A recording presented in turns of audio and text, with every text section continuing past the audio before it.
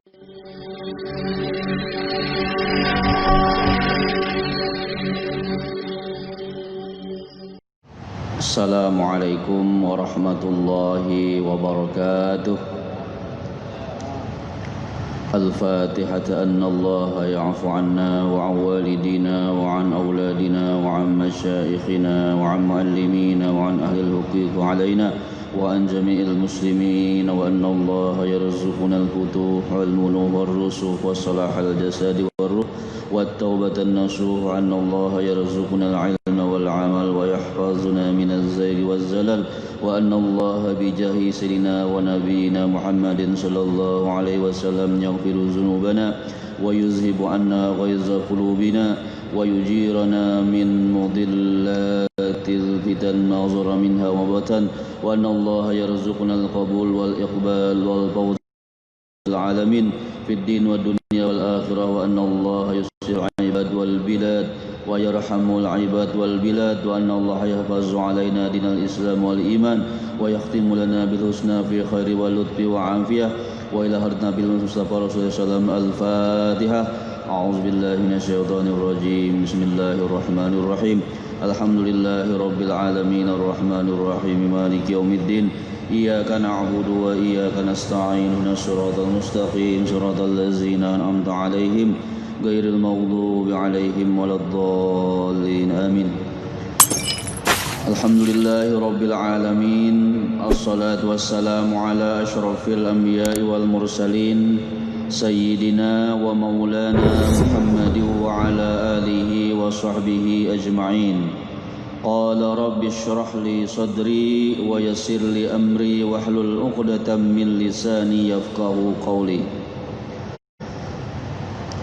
Yang ulun hormati dan ulun muliakan para alim ulama, guru-guru agama, wabil khusus kepada Badan Pengelola dan Jamaah Masjid Raya Darussalam Palangkaraya yang dirahmati Allah Subhanahu wa taala. Puji dan syukur kita panjatkan kehadirat Allah pada malam hari ini. Kita dapat berkumpul di majlis yang mulia ini dalam rangka kita bersama-sama untuk thalabul ilmi, menuntut ilmu. Mudah-mudahan apa yang kita kerjakan pada malam hari ini menjadi sebab mendapatkan kita akan keberkahan dan rahmat dari Allah Subhanahu wa taala. Salawat serta salam tercurah dan terlimpah kepada junjungan kita Nabi besar Muhammad sallallahu alaihi wasallam, juga kepada para sahabat, kerabat dan pengikut beliau hingga akhir zaman. Hadirin yang dirahmati Allah Subhanahu wa taala, tahun ini adalah tahun yang penuh dengan ujian, yang penuh dengan musibah dan juga menjadi pelajaran besar bagi kita, baik seluruh umat manusia maupun bagi kita umat Islam di Indonesia dan seluruh dunia. Nah, salah satu ujian bagi kita pada tahun ini adalah kita tidak dapat melaksanakan salah satu rukun Islam. Rukun Islam yang kelima, yaitu menunaikan ibadah haji. Dan pemerintah kita melalui Kementerian Agama sudah memutuskan bahwa tahun ini khusus ibadah haji kita tidak akan mengirim jamaah. Dan pemerintah Arab Saudi juga membatasi, walaupun dilaksanakan itu hanya terbatas jamaah tertentu supaya kegiatan ibadah haji itu dapat terselenggara. Kalau kita melihat dalam buku-buku sejarah, peristiwa ini bukan yang pertama kali, karena memang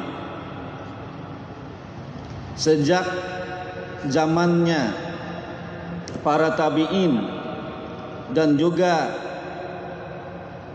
di pengawal abad ke-20 pernah terjadi ibadah haji itu tidak dilaksanakan sama sekali, dengan beberapa alasan, antara lain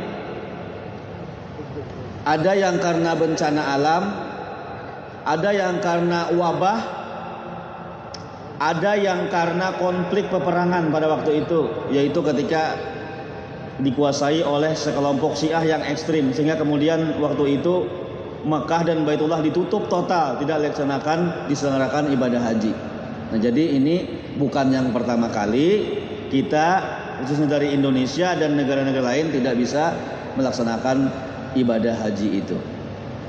Tetapi tentu saja di dalam ajaran Islam itu ternyata banyak amal, banyak perbuatan, banyak gawian yang kalau dikerjakan itu pahala dan nilainya di sisi Allah sama dengan orang mengerjakan ibadah haji dan umrah. Coba bayangkan kita tidak berangkat ke Baitullah, tidak berangkat ke Madinatul Haram, tapi di sisi Allah sama pahalanya dengan orang haji.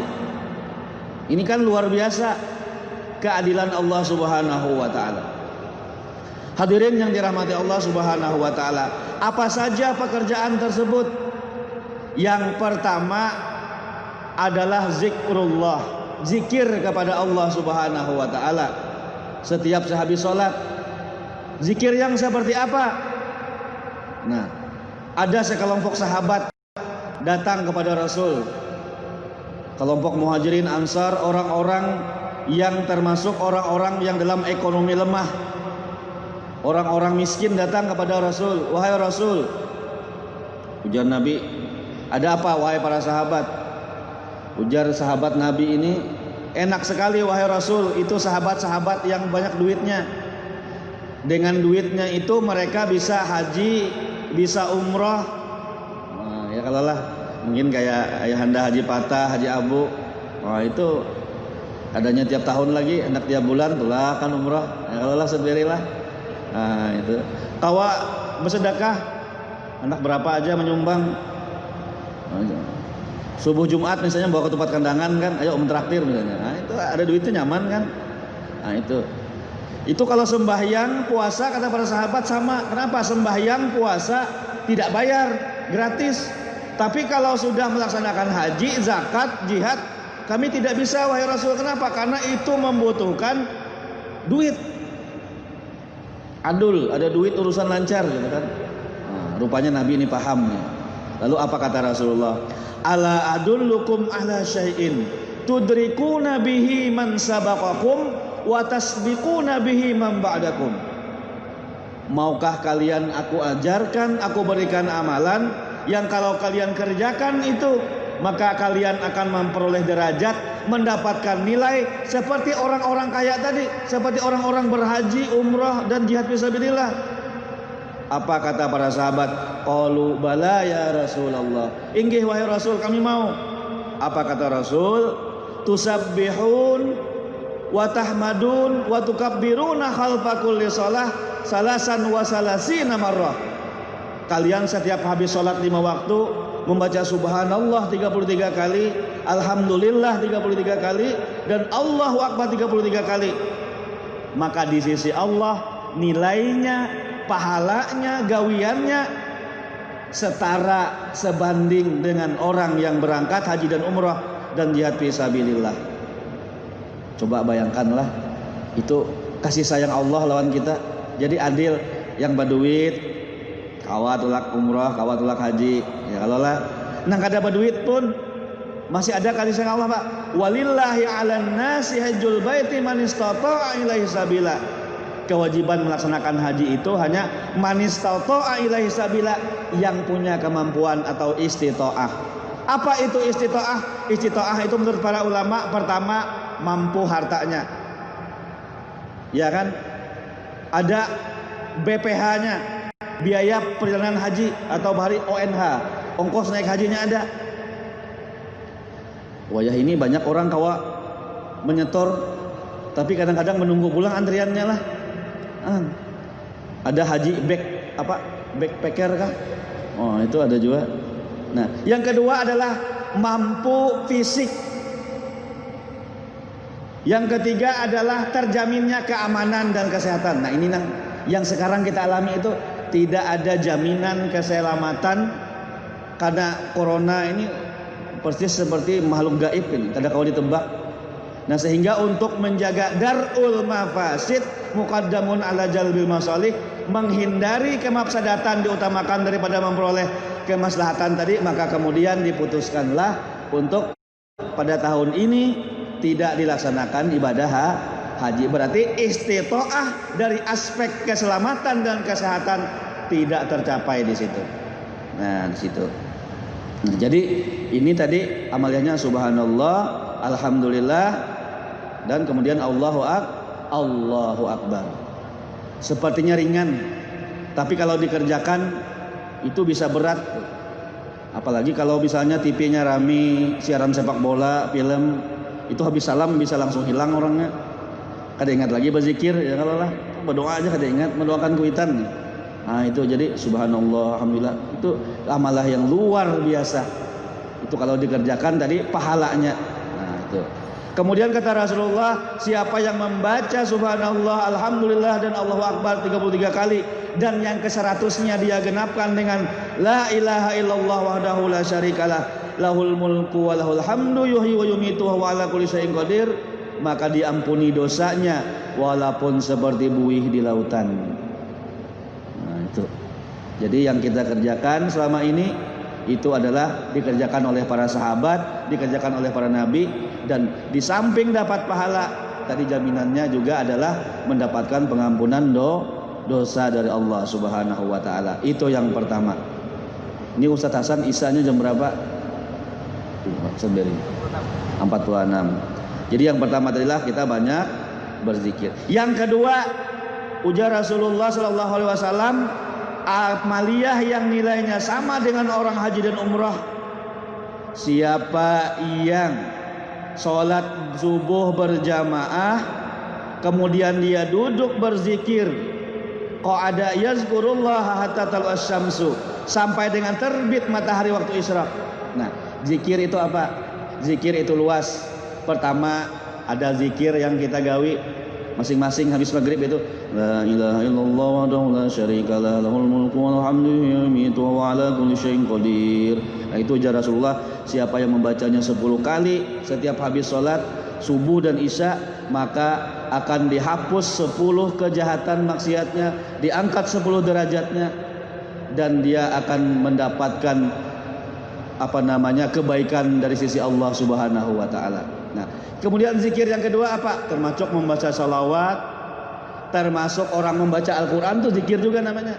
Habis sembahyang subuh berdoa, baca Quran, bagian dari zikir. Apalagi majelis ilmu, zikir juga. Semua aktivitas yang mengantarkan orang ingat kepada Allah itu adalah zikir. Sampai waktu isyraq.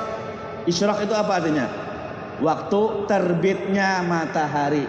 Jam berapa? Setiap hari itu beda-beda. Nah, makanya kita ini sebagai orang Islam itu sebetulnya wajib di rumah punya waktu jadwal sholat sepanjang masa. Kenapa? Karena setiap hari, setiap minggu, setiap bulan waktu isyraq itu bergeser terus. Esok waktu isyraqnya jam berapa? Jam 5 lewat 33, setengah 6. Tapi nanti ada saatnya isyraq itu mungkin jam 5 lewat 10 sudah isyraq. Ini sembahyang subuh setengah 6, lain sembahyang subuh ngarannya. Subuh langsung duha. Nah, penting kita punya waktu itu sehingga kita tahu ini sudah lewat kada waktu isyraq ini. Nah, ini penting di rumah baisi jadwal supaya kada sembahyang subuh di waktu isyraq. Karena waktu isyraq itu berubah terus setiap hari, tergantung posisi matahari dan bulan tadi. Nah, itulah jadi kata Rasulullah, dia duduk berzikir, kemudian dia sholat isyraq 2 rakaat, dia mendapatkan pahala seperti orang melaksanakan haji dan umrah. Tamah, sempurna dan sempurna. Coba yang ini agak sulit sedikit. Kenapa? Karena menyampaikan sampai setengah 6 itu berat. Masih kau memadar lagi ya, kalau memadar. Nah, itu. Tapi kalau kau mengamalkan misalnya bagus benar, kita minimal misalnya seminggu sekali kah, misalnya kita itikadkan kan, misalnya subuh apa gitu kan, sehingga ini kita dapat fadilah daripada seperti orang melaksanakan haji dan umrah. Nah, itu seminggu sekali itu bagus. Misalnya seminggu sekali, kenapa kata Rasulullah khairul a'mali ahabbu ilallahi adwamuha wa in aqalla. Sebaik-baik gawian di sisi Allah itu adalah yang dikerjakan terus-menerus walaupun sedikit. Ini sekali sidin Mbak Amalia habis subuh sampai zuhur kada berdirian, tapi habis itu 2 tahun gak pernah lagi ke masjid.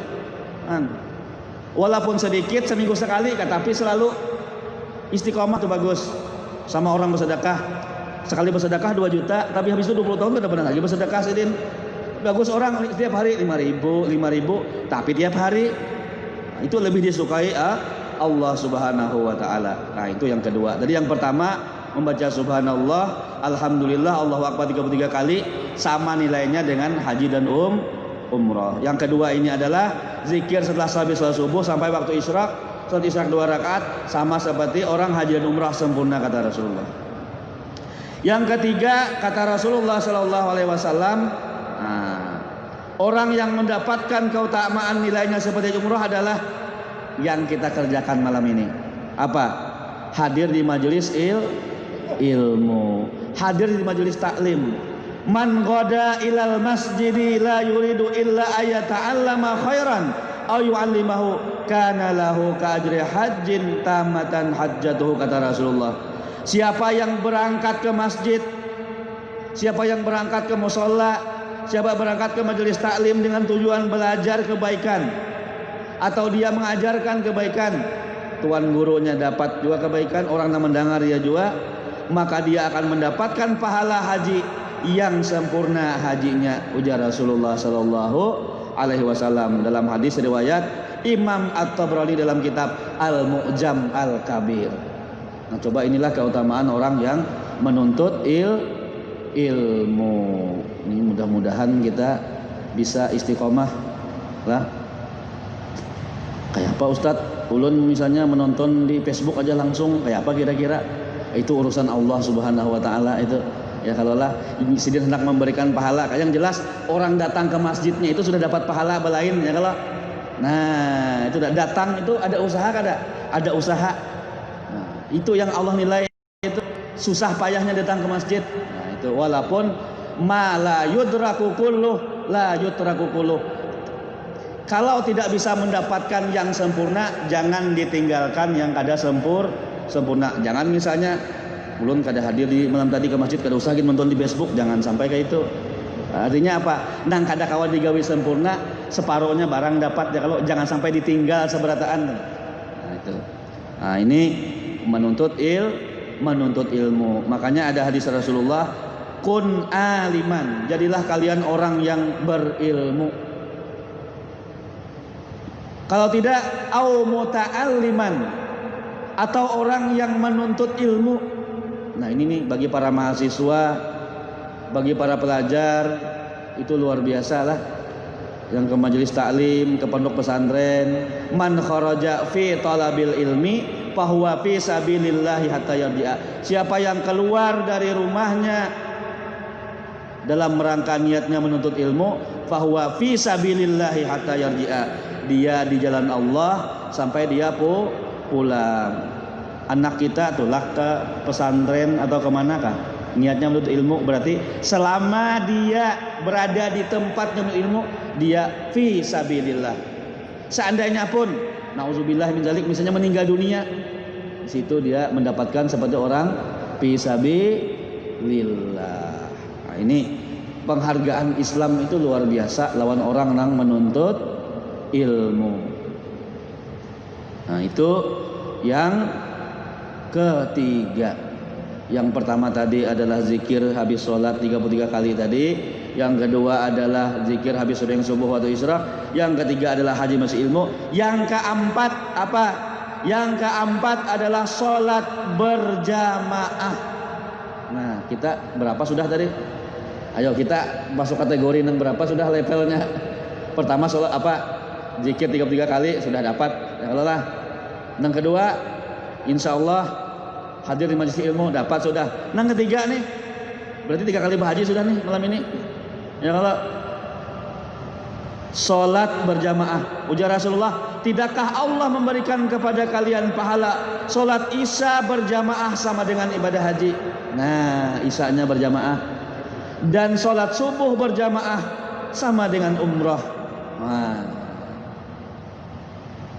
kenapa? Maka tabalik, adanya tabalik bang. Sholat isya berjamaah haji, subuh umrah itu karena ada imbangannya.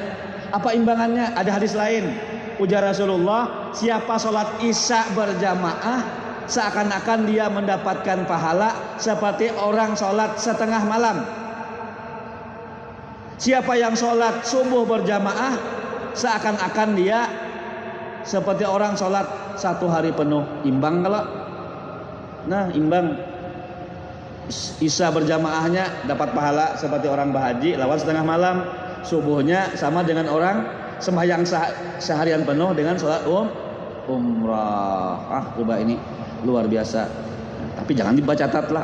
Kasihan kali sudah. Ini motivasi dari Rasulullah SAW. Motivasi supaya kita rajin untuk beribadah kepada Allah Subhanahu wa taala. Nah, ini aja Rasulullah. Ada hadis lain, man kharaja min baitihi mutatahhiran ila sholati maktubah. Siapa yang keluar dari rumahnya dalam keadaan suci untuk mengerjakan salat 5 waktu, fa ajruhu ka ajril hajjil muhrim. Nah, seperti orang yang mendapatkan pahala melaksanakan ibadah haji. Nah, itu yang keempat, salat subuh dan sholat isya. Tapi dalam hadis yang lain ini semua sholat pun juga dinilai seperti orang melaksanakan ibadah haji dan umrah. Nah, hadirin yang dirahmati Allah Subhanahu wa taala. Kemudian yang kelima, pekerjaan yang dinilai oleh Allah sama dengan orang ibadah haji, yaitu berbakti, berbuat baik kepada kedua orang tua. Ujar bahasa Spanyolnya kuitan. Nah, ya kalaulah kuitan orang tua. Nah, ini ada hadisnya diriwayatkan oleh Imam At-Tabrani. Imam At-Tabrani dari Anas bin Malik. Anas bin Malik sahabat Rasulullah. Ada seorang sahabat datang kepada Rasul hendak umpat perang. Wahai Rasulullah, nah ini apa? Ujarnya, inni astahil jihad. Saya ingin ikut berperang, berjihad di jalan Allah. Lalu kata Rasul, apakah engkau masih punya kedua orang tuamu di rumah, masih hidup? Lalu apa jawab laki-laki tadi? Ibu saya masih hidup wahai Rasulullah. Apa jawab Rasul? Kalau begitu kamu pulang saja ke rumah. Kamu sudah ikut berperang, kamu jaga ibumu, kamu rawat ibumu, maka nilainya, pahalanya seperti orang yang berhaji, berumrah dan berjihad fi sabilillah. Nah, lah ini luar biasa. Makanya ujar Nabi, celakalah orang yang kalau dia itu masih ada orang tuanya hidup, kedua-duanya atau salah satunya saja yang masih hidup, dia tidak masuk surga dengan cara berbuat baik kepada kedua orang tua. Ini luar biasa. Ini orang tua kita itu adalah keramat di dunia. Sehingga di dalam Al-Qur'an itu berkali-kali disebutkan perintah menyembah Allah itu levelnya, tingkatannya setelah menyembah Allah itu wa'budullah wa la tusyriku bihi syai'a wa bil walidaini ihsana. Hendaklah berbuat baik kepada kedua orang tua. Berbuat baik kepada kedua orang tua. Berbuat baik kepada orang tua itu seperti apa? Contohnya kalau mahasiswa kayak apa? Kalau mahasiswa ulun kada kawa memberi kuitan karena ulun masih kuliah. Berbuat baiknya seperti apa? Kuliah yang betul. Ini jangan duit gesan membayar SPP habis kesan tukar paket data. Misalnya sekalinya pas tagihan SPP 5 semester kada bayar, tujah nang kuitan. Nah ini yang pertama itu belajar yang sungguh-sungguh menuntut ilmu. Yang kedua berbuat baiknya seperti apa? Berkomunikasi, habari orang tua. Ini jangan menelpon kuitan tanggal 1 aja. Ma, duit ulun habis itu kan ada kabarnya lagi. Seminggu sekali barang ya kalau lah. Nah, video call kayak apa kabar pian mah, sehat aja kalau. Nah, maaf malah ulun kada memberi pian apa-apa. Nah, itu dah komunikasi itu saja orang tua itu sudah sangat bahagia. Makanya di dalam Al-Quran itu disebutkan dalam surah Al-Isra apa? Imma yablughanna indakal kibara ahaduhuma aw kilahuma fala taqul lahumā uffin wala tanharhuma wa qul lahumā qawlan karima. Kalau orang tuamu salah satunya atau kedua-duanya sudah mencapai usia lanjut, janganlah kamu mengatakan atau menghardik keduanya, membentak, dan ucapkanlah kepada keduanya ucapan yang mulia. Nah, ini penting nih, Quran menekankan kepada kita supaya apa? Ini penekanannya usia lanjut nih. Usia lanjut itu umur berapa kira-kira? Kira-kira lah umur 50 tahunan ke atas, 50, 60, 70. Itu kan orang tua itu kan sudah umur 50, sudah pensiun, kadang kau begawi. 60 mata sudah kabur, gigi sudah luntur, ya kalau lah. Kemudian 70 apalagi? Sidin kadang-kadang kawa tidak bisa ke toilet saja dipapah oleh anaknya misalnya, itu usia lanjut. Wala tanharhuma, jangan membentak, jangan menghardik, jangan mengeluarkan ucapan yang kasar. Kenapa?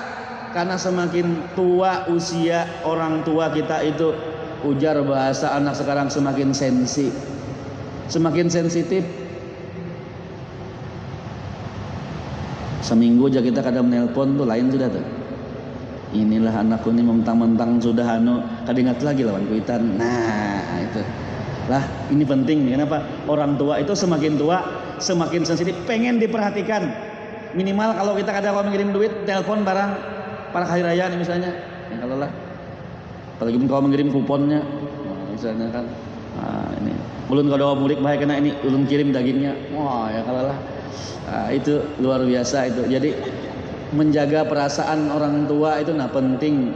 Ini apalagi ini hati-hati kita, makanya penting kita nih sudah berkeluarga, sudah menikah, itu pentingnya mencari jodoh itu, ujar orang lah. Pernikahan itu bukan hanya bertemunya dua individu, perempuan dan laki-laki, bertemunya dua keluarga. Ada orang yang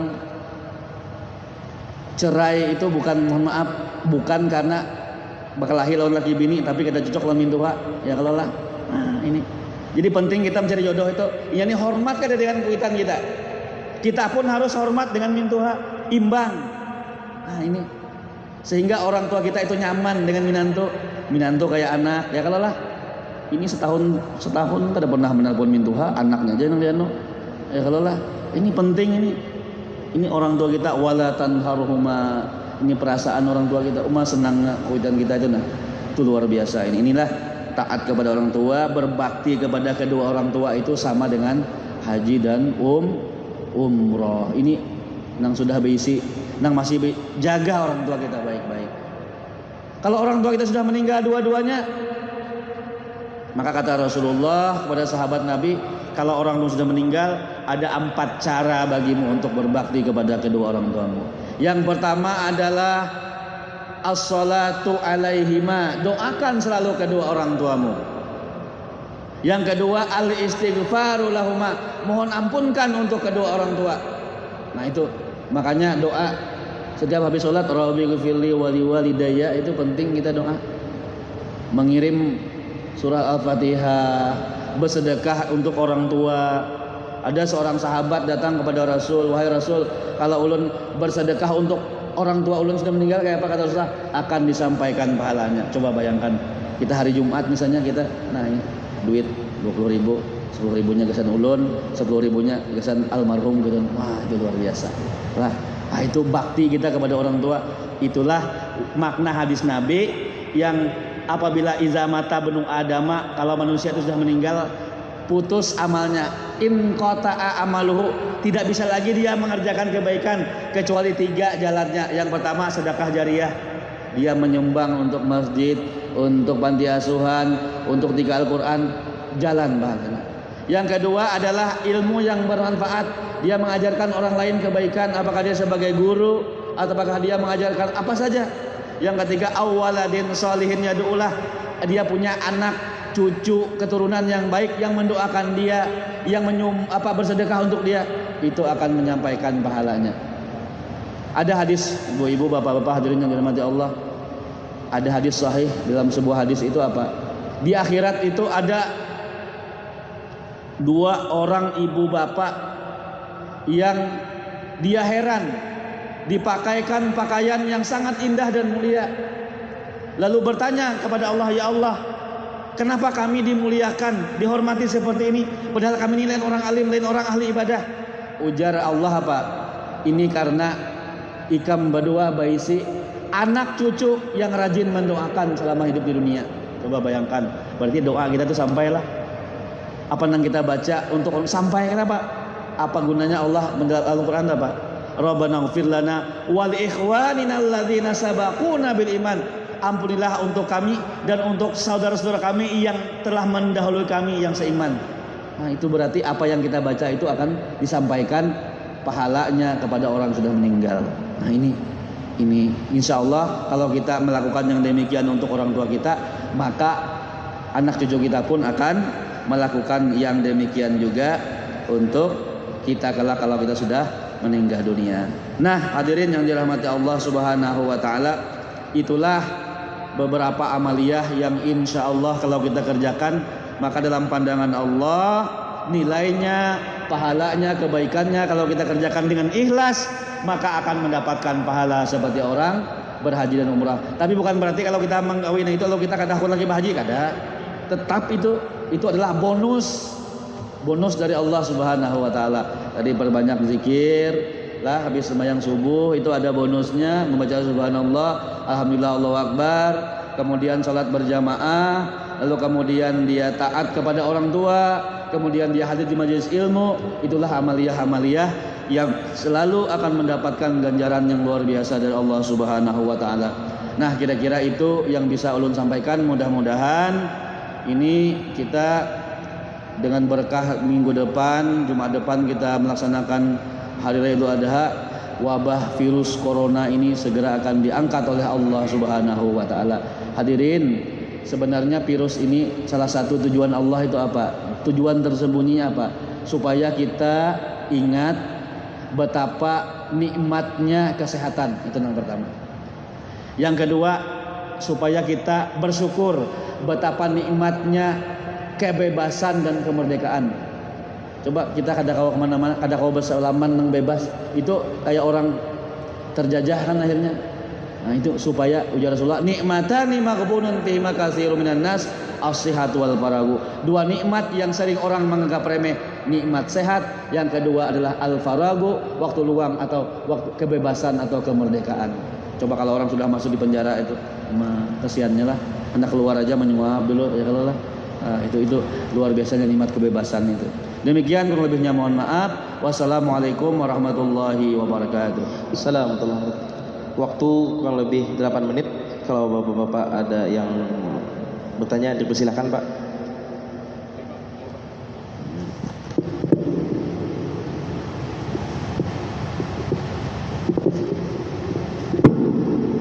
Terima kasih Pak.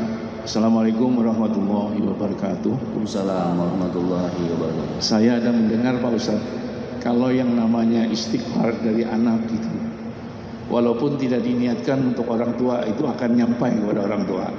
Itu yang pertama pertanyaan saya. Yang kedua, ini menyimpang sedikit dalam rangka Hari Raya Kurban.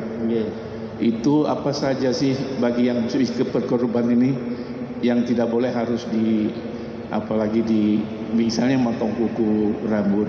Nah, tolong itu dijelaskan. Itu aja Pak Ustaz. Terima kasih. Assalamualaikum warahmatullahi wabarakatuh. Ya, satu lagi Pak. Kalau ada.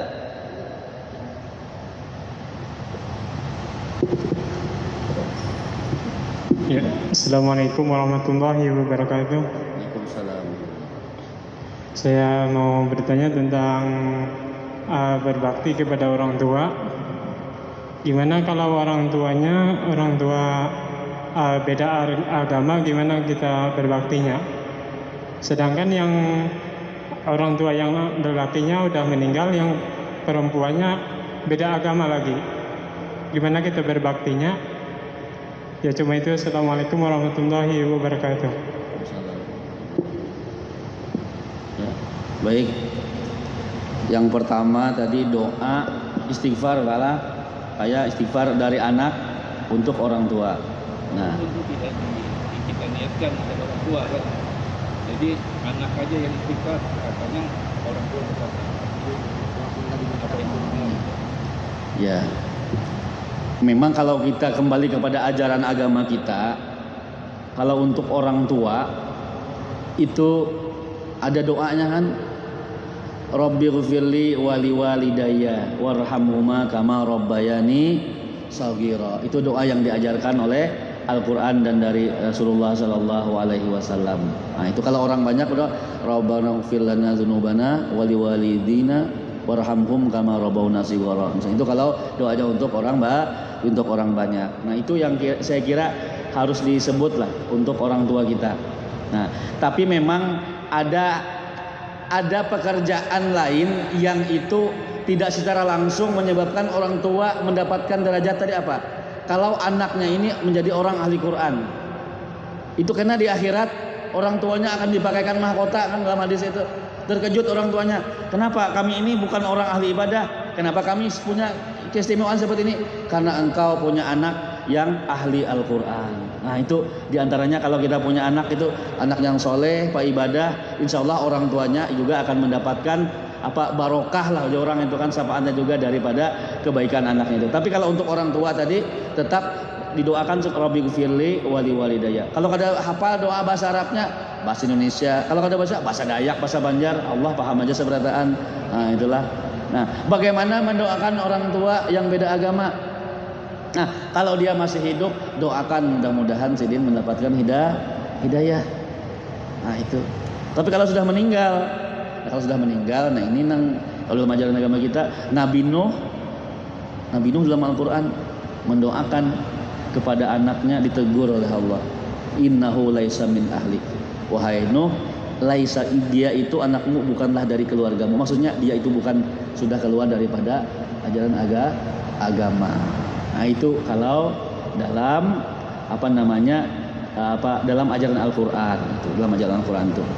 Kalau dia masih hidup, doakan, ya Allah berikanlah petunjuk pada orang tua hamba supaya dia mendapatkan hidayah dari Allah Subhanahu wa ta'ala. Nah ini yang penting ketika masih hidup itu kita berdakwah, ngajak dengan cara yang santun itu, supaya kalau sudah maksimal, nah itu bukan tanggung jawab kita lagi kan. Seperti Nabi Nuh pada anaknya sudah diajak masuk ke dalam perahu, simbol kan perahu itu kan, perahu itu simbol bahwa ini adalah perahu keselamatan. Makanya ada kitab ini Safinatun Najah, perahu keselamatan, itu simbol masuk. Oh kata anaknya, sa'awi ila jabali ya'simunin, saya mau naik ke gunung saja supaya selamat. Jadi itu kalau beda agama itulah. Tetapi tetap dalam Al-Quran itu, dalam surah Luqman, kalau berbeda agama tetap harus rukun, menghormati. Tidak boleh kalau ada orang beda agama anak lalu kemudian tidak boleh. Tetap kewajibannya berbakti, berbuat baik sesuai dengan porsinya masing-masing. Berbuat baik itu kan luas maknanya kan. Nah itu, tapi tetap batasan akidah itu harus jelas itu. Nah, dalam hal yang sifatnya itu tetap kita sebagai seorang anak berbakti kepada kedua orang tua sebatas yang dibolehkan oleh agama. Kemudian dari Bapak tadi tentang larangan memotong kuku. Nah ini memang hadis ini itu ada dua pendapat di kalangan para ulama. Nah, yang dilarang dipotong itu apakah kuku binatangnya atau kuku orang yang berkurban? Nah ini ada dua pendapat nih kan.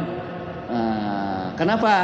Karena hadis itu tidak secara eksplisit menyebut. Nah lalu ada yang menyebut bahwa yang dilarang atau minimal dimakruhkan itu adalah orang yang berkurban. Nah itu karena nanti katanya semua anggota tubuh itu akan menjadi saksi ketika dia di padang mahsyar nanti, ketika apa yang dikorbankan itu. Nah, ada yang membolehkan itu apa alasannya? Ini sebagai wawasan bahwa kenapa binatang kurban itu yang dilarang dipotong ininya segala kukunya, karena nanti termasuk kukunya itu pun akan menjadi saksi di hari kiamat nanti bahwa dia itu adalah binatang yang dikorbankan itu. Nah, itu tadi hadis itu kenapa kalau kita di masyarakat nanti menemukan ada yang membolehkan, ada yang tidak, itu adalah berasal dari pemahaman terhadap hadis itu. Nah, tapi kalau kita meyakini itu silahkan diamalkan, Pak. misalnya oh ini tidak apa ada larangan seperti itu, silahkan saja diamalkan. Karena itu pun ada kaulnya, ada dasarnya dari para ulama, pemahamannya dari hadis tadi itu juga. Sama dengan hadis Iqra'u ala mautakum, surah Yasin itu, bacakanlah kepada orang mautakum kan. Mautakum ada kelompok tuh yang memahami bahwa yang disuruh membacakan Yasin itu orang yang dalam keadaan hendak mau meninggal, sakaratul maut. Tapi bagi kelompok yang Nahdlatul Ulama yang disuruh membaca itu yang mau meninggal atau yang sudah meninggal pun boleh dibacakan. Karena ini perbedaan dalam menerjemahkan, memahami mautakum tadi. Itu untuk sekedar wawasan untuk kita. Bagus juga lah, nang hendak meninggal dibacakan surah Yasin. Orang yang sudah meninggal pun bagus dibacakan surah ya, karena itu akan mendapatkan keringanan dari ujar Rasulullah, akan diringankan daripada siksaannya oleh Allah Subhanahu wa taala. Wallahu a'lam bishawab.